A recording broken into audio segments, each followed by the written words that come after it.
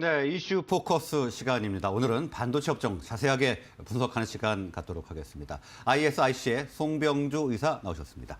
어서 오십시오. 네, 안녕하십니까? 네, 안녕하십니까? 네. 자, 오늘 반도체 업종 준비를 해주셨는데, 자, 지금 글로벌 반도체 업체들의 소리 없는 총성, 전쟁이 펼쳐지고 있는 것 같습니다. 뭐 TSMC와 삼성, 인텔과 삼성, 뭐 이렇게 치열한 경쟁이 펼쳐지고 있는데, 우리나라 반도체 전망 어떻게 지금 나오고 있습니까? 일단 뭐 삼성전자라든가 SK하이닉스가 워낙 이제 국민 주식으로 자리매김을 하지 않았습니까? 네. 더군다나 이제 삼성전자 같은 경우에는 앵변 분할한 이후부터 사실 소액 주주분들도 많이 늘어나다 보니까 이 삼성전자 앞으로 전망 그리고 우리나라 반도체 시장에 대한 전망에 대한 궁금해하고 계신 투자분들이 좀 많이 계신 것 같습니다. 근데 이제 지금 많이 이야기가 나오고 있는 것이 삼성전자를 지금 사도 되는가, 반도체는 바닥이 왔는가라는 이야기들을 하고 있습니다만은 아직은 좀 더 살펴볼 필요가 있다라는 말씀을 좀 먼저 드리고 싶습니다. 예. 왜 그러냐면은 앵커님께서 말씀하신 대로 소리 없는 총성 없는 그런 전쟁들이 지금 나타나고 있지 않습니까? 근데 러시아나 우크라이나 사태만 본다고 하더라도 이 정치적인 이슈로 인한 그런 전쟁일 수도 있겠습니다만 결국은 에너지 패권 전쟁을 하고 있고 그로 인한 누가 우위를 선점할 것이냐에 대한 그런 전쟁들을 하고 있다는 것이거든요.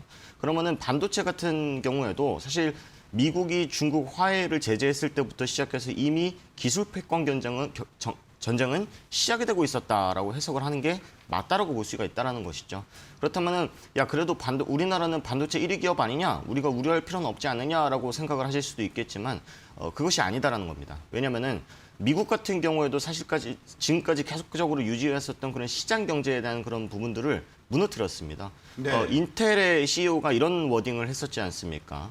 석유가 어디서 날지는 신이 정해줬지만 반도체 공장은 어디서 지을지는 우리가 정할 수 있고 그런 힘이 있다라는 그런 호소를 했었고 그 호소에 응답하면서 미국 정부가 530억 달러 규모의 지원을 하겠다, 반도체 시장에 대한 지원을 하겠다라고 하는 그런 정책들을 펼치면서 이제는 정부도 개입하는 미래 먹거리 산업인데 우리 정부도 개입을 하고 투자를 진행을 하겠다라는 이런 이야기들이 나오고 있습니다. 근데 네. 한때는 중국에서 15년 동안 아직까지도 반도체 산업을 키우고자 상당히 많은 육성들을 하고 있는데 일각에서는 야 이런 시장 경제를 무너뜨리는 거 아니냐 정부가 개입을 하면 이렇게 하면은 국유화를 시키려는 거 아니냐라고 하는 그런 비판과 비난이 있었습니다만은 결국엔 미국 또한 그런 길을 가고 있었고 우리나라도 그런 길을 가야 된다는 것이죠. 물론 경영권에 대해서 어떻게 좀 많은 좀 방해를 하거나 그런 일이 있으면 안 되겠지만 해외 진출에 있어서 많은 활로를 좀 열어주는 것들이 우리나라 정부에서 좀 해줘야 되는 일들이고 결국은 지금 삼성전자만 본다고 하더라도 민영 위주의 투자로 지금 나타나고 있는 그런 활동들이 보이고 있지만 국가에서 좀 지원을 해주고 어느 정도 규제를 좀 완화시켜주는 그런 스탠스는 좀 보여줄 필요가 있지 않는가라는 생각을 하고 있다는 겁니다. 이미 지금 대만의 TSMC 같은 경우에는 일본에 10조 원 규모의 공장을 설립을 하겠다는 이야기를 하면서 일본은 우리가 절반 정도 지원을 해줄게라고 하면서 보이지 않는 그런 동맹들, 기술 동맹들이 나타나고 있거든요.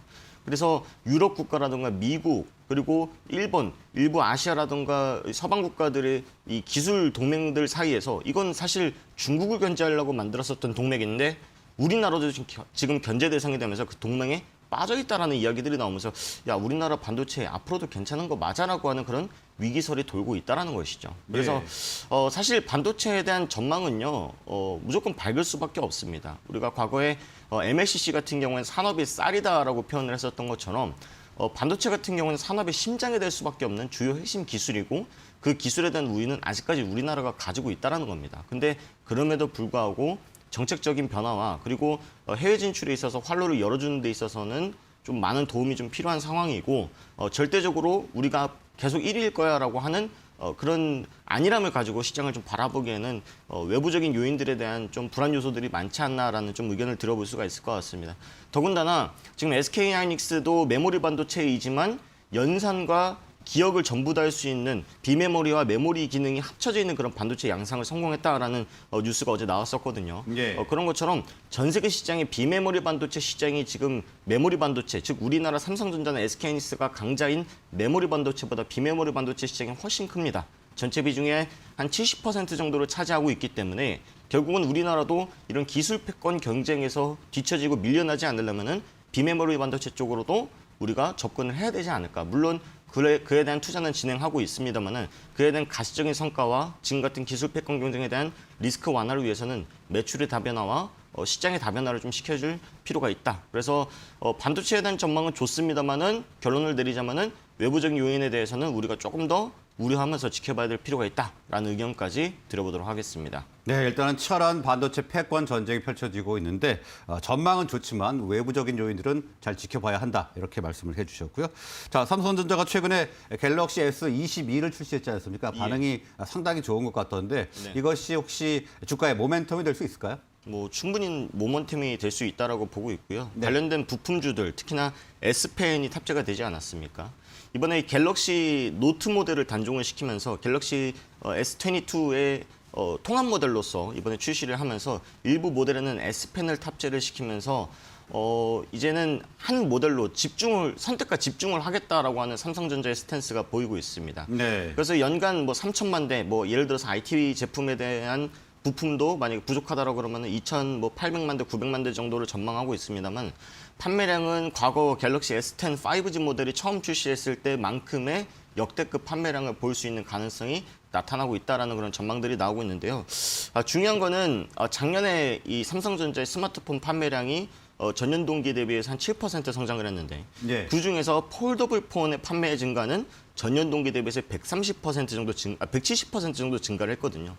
결국은 사실 갤럭시 S 모델은 이미 캐시카우 역할을 하고 있는 것이고 폴더블이라던가 기타 혁신적인 그런 아이템들이 나와야지만 이 스마트폰 사업부에 대한 지금 부진한 매출을 메꿀 수 있지 않나라는 그런 이야기들이 나오고 있다는 겁니다. 네. 결국에는 우리가 기대하고 있는 그런 혁신과 새로운 기술들은 갤럭시 S22에 과연 탑재가 되었고 그 많은 기능들을 과연 우리 일상 속에서 많이 활용들을 할까라는 그런 이야기들이 많이 나오고 있거든요. 그래서 사실 갤럭시 S22에 대한 판매 호조는 역시나 기대가 되고 있는 상황들이지만 그게 주가를 부양할 만큼 이런 큰 퍼포먼스를 보여줄 만큼 삼성전자의 주가가 지금 예전만큼 가볍지는 않다라는 관점에서 봤을 때 동조화될 가능성은 적지 않을까라는 의견까지 좀 들어보면서 오히려 갤럭시 S22 관련된 낙수 효과가 나타나는 부품주들을 좀 바라보시는 게 훨씬 더 수월한 투자 방법이 되지 않을까라는 의견까지 정리해드리도록 하겠습니다. 네, 일단 삼성전자가 좀 무겁기 때문에 관련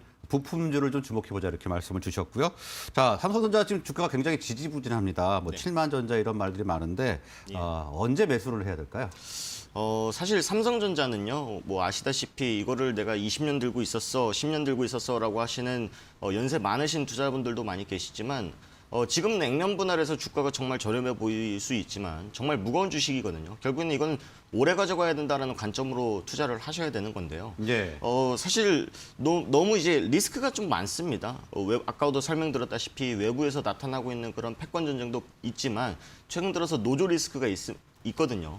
그래서 소액 주주들이 많아지다 보니까 주주총회도 정말 시끌벅적해졌어요. 근데 이제 노조들이라든가 이런 이 퇴사자들이 참여를 하면서 정말 분위기가 좀 싸해지는 그런 양상들도 나타나고 있다 보니까 사실 최근 들어서 임금 협상이 제대로 안 됐고 만약에 과반이 이상 동의를 한다 그랬을 때는 노조들이 파업을 할 수 있고 그러면은 반도체 공장 같은 경우에는 며칠만 파업을 해도 천문학적인 손해가 발생될 수 있는 네, 가능성이 그렇죠. 높거든요. 네. 그래서 이런 부분들은 사실은 뭐 노조가 맞다 또는 사측이 맞다라고 우리가 판단할 수는 없겠습니다만은 삼성전자를 투자하는 주주 입장에서 봤을 때는 리스크적인 측면으로 다가오는 거는 분명하다라는 것이죠.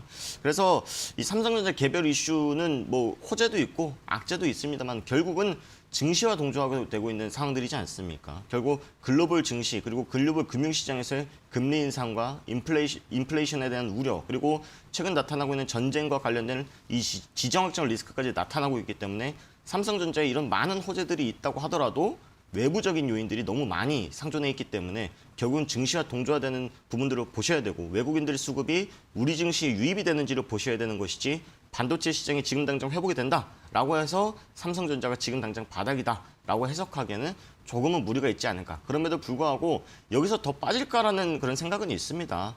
여기서 이 정도면 많이 빠졌지라고 하는 그런 심리들이 압도적이기 때문에 지금부터 모아나가시는 전략, 트레이딩 관점보다는 내가 중기적, 장기적으로 모아나가겠다라는 관점으로 대응을 하신다면은 충분히 역시나 국민 주식으로서 10만 전자까지는 바라보셔도 되는 종목이지 않을까. 라는 의견까지 드려보도록 하겠습니다. 예, 반도체 시장이 상승을 한다고 해서 삼성전자의 주가도 상승한다고 보기에는 조금 너무 무겁다 이렇게 분석을 해주셨고요. 장기적인 관점으로 바라보자 이렇게 이야기를 해주셨습니다. 자, 그럼 아까 잠깐 언급을 해주셨습니다만 반도체 관련주로 한번 주목해보자 하셨지 않습니까? 네, 맞습니다. 관심 종목 좀 하나 해주시죠. 네, 오늘 제가 소개시켜드릴 종목은 하나마이크론이라고 하는 반도체 후공정 업체거든요. 네. 근데 이제 사실 제가 삼성전자에 대해서는 좀 보수적인 의견을 많이 드리고 있습니다만은 이 삼성전자의 반도체 업황이 안 좋을 거다라고 보는 건 아니거든요.